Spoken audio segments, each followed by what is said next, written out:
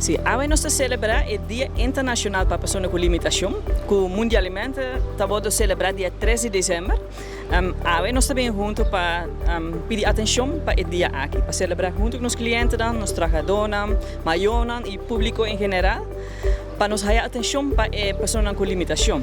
Então, isso é algo que sempre não tem gente vulnerável. Então, mestre trabalha sempre duro para ganhar direito, para ser mais igual que possível na comunidade. Então, é algo que está celebrado mundialmente desde 92, que a Nações Unidas põe o dia aqui para celebrar, para ganhar atenção para pessoas com limitação.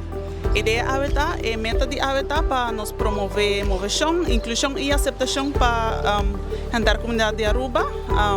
Maneira que nossa diretora explica, a Dia Internacional, dia 3 de dezembro, Dia Internacional de Pessoas com Limitação.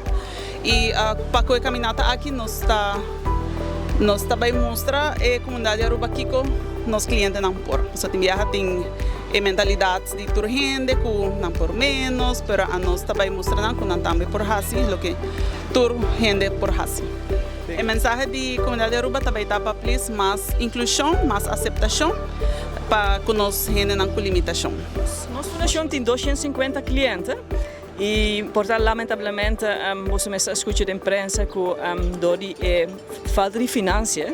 Na januário, nós também queremos equilíbrio, que nós lamentamos hope mestre é com dolor no nosso coração, mas desde 2017 acaba nós pedindo mais subsídio, então nós ainda não temos oído no governo. Então, é muito jammer, então para januário agora nós também queremos com grupo, nós queremos agora nós de 250 para 235 clientes por dia.